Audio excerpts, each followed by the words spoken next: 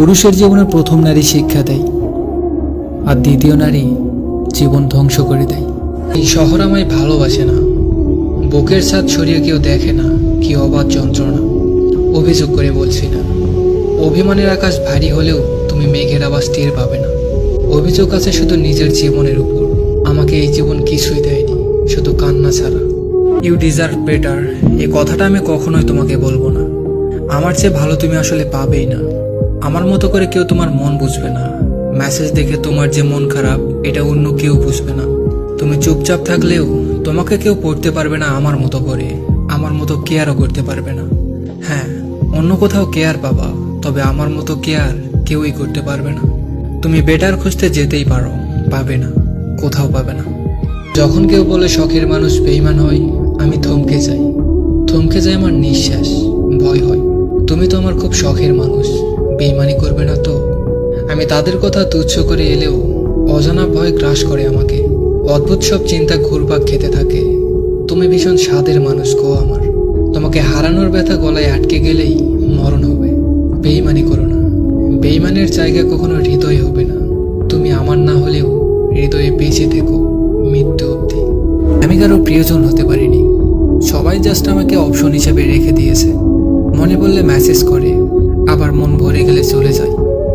বিশ্বাস করেন, বিচ্ছেদের চেয়েও বেশি খারাপ লাগবে যখন শুনতে পাবেন আপনার আগেও তাকে কেউ ছুঁয়েছিল। আমাকে দেখিয়ে দেখিয়ে অন্যের সাথে কথা বলো, দিনে 24 ঘন্টা অনলাইনে থাকো। আমাকে আঘাত করে কি লাভ তোমার? আমি তো এমনিতেই ভেঙে আছি। শুনেছি মন থেকে কিছু চাইলে নাকি পাওয়া যায়, সত্যিই কি তাই? সবাই বলে সময়ের সাথে সাথে নাকি সবকিছু ভুলে যাওয়া যায়। তাহলে ছোটবেলার সেই বন্ধুগুলোকে আর হারিয়ে যাওয়া সেই প্রিয় মানুষটাকে আজও কেন মনে পড়ে?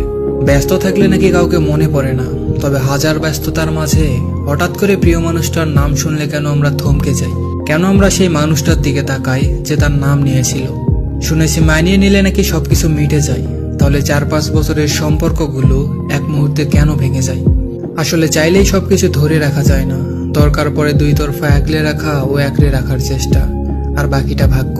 অভিমান, অভিমান জিনিসটা অনেক দামি, সবার উপর করা যায় না।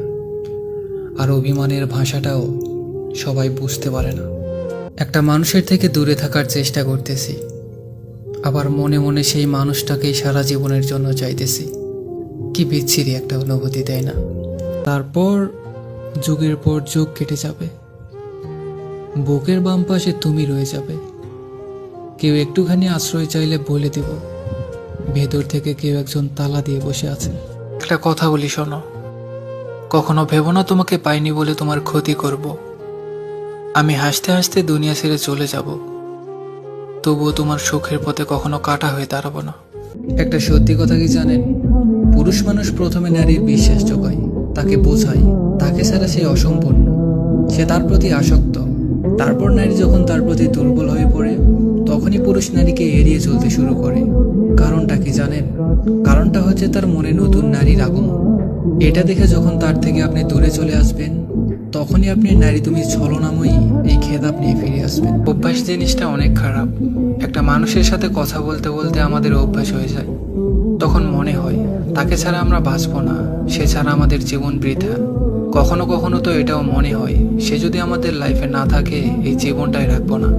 তারপর কোনো একদিন সবকিছু নর্মাল হয়ে যায়। কিন্তু এই ছোটখাটো ঝগড়া, মান অভিমান, আর একদিন হয়তো ঝগড়া এমন পর্যায়ে চলে যায় যেটা দুজনের বিচ্ছেদের কারণ হয়ে দাঁড়ায়। আর এভাবেই আমাদের অভ্যাস বদলে যায়। আগে অভ্যাস ছিল তার সাথে কথা না বলে থাকতে না পারার, আর এখন অভ্যাস হয়েছে তার সাথে কথা না বলে থাকার। আপনি না বুঝলেন আমার নীরবতা, আর না বুঝলেন আমার অভিমান। মনের মধ্যে একটা প্রশ্ন জাগে, সত্যি কি আপনি আমাকে কখনো ভালোবেসেছিলেন? মানুষ কি তার ভালোবাসার মানুষটাকে এত সূক্ষ্মভাবে অবহেলা করতে পারে?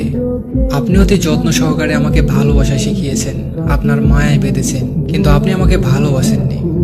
আপনাকে হারানোর ভয় পেতে পেতে অবশেষে আপনাকে হারিয়েই ফেললাম।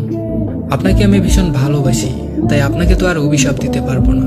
তবে বলবো, ভালো থাকুক আমার ভালোবাসা। সময় পাইনি খোঁজ নেওয়ার, এই কথাটা না বলে আসলে সরাসরি বলে দেওয়া উচিত। খোঁজ নেওয়ার প্রয়োজন মনে করিনি, কারণ কোনো মানুষই এতটাও ব্যস্ত থাকে না যে একটু খোঁজ নেওয়ার সময় পায় না। 15 মিনিট যদি সে খাওয়ার জন্য সময় বের করতে পারে, তবে 1 মিনিট সময় বের করে সে আপনার খোঁজ নিতে পারত। বিষয়টা আসলে সময় পাওয়া বা না পাওয়ার না, বিষয়টা হলো প্রয়োজন আর গুরুত্বের। যদি তোমার কাছে আমার এই ভিডিওটা পৌঁছায়, তাহলে কথাগুলো একটু শুনে নিও। আমি তোমাকে কোনো কিছুর জন্য দোষারোপ করছি না। আমি জানি কিছু ভুল আমারও ছিল। সবসময় যে শুধু তুমি ভুল করেছিলে বিষয়টা এমন না। আমি এটাও জানি তোমার ভালোবাসাটাও সত্যি ছিল, কিন্তু ওই যে বলে না, চোরা উপরওয়ালা তৈরি করে। আমরা দুজন দুজনকে ভালো তো প্রচুর বেসেছিলাম, কিন্তু হয়তো দুজন দুজনের ভাগ্যে ছিলাম না। ঠিক আছে, কোনো ব্যাপার না, তুমি ভালো থেকো, আমিও ভালো থাকার চেষ্টা করছি। সবাই বলে সময়ের সাথে সাথে নাকি সব অভ্যাসগুলো চেঞ্জ হয়ে যায়, কিন্তু আমার কিছু কিছু অভ্যাস আজও তো পাল্টালো না। আমি এখনো ফেসবুকে গিয়ে তার প্রোফাইল চেক করি, তার পোস্টে কে কে রিয়াক্ট করলো, কে কে লাভ রিয়াক্ট করলো, কে কেয়ার রিয়াক্ট দিল। সত্যি বলতে আমি যখন দেখি সে কারোর ছবিতে লাভ রিয়াক্ট দিয়েছে, তখন আমার হার্টবিট অনেক ফাস্ট হয়ে যায়। তার সাথে আজ হয়তো কোনো সম্পর্ক নেই, তবুও বারবার মনে হয় তাকে বলি, তুমি কেন অন্যের ছবিতে বা পোস্টে লাভ রিয়াক্ট দাও। তবুও চাইলেও তাকে সেই প্রশ্ন করার অধিকারটুকু আজ আমার নেই। এভাবেই হয়তো একতরফা ভালোবাসাগুলো নিজের মধ্যেই সমাধি হয়ে থেকে যায় আজীবন।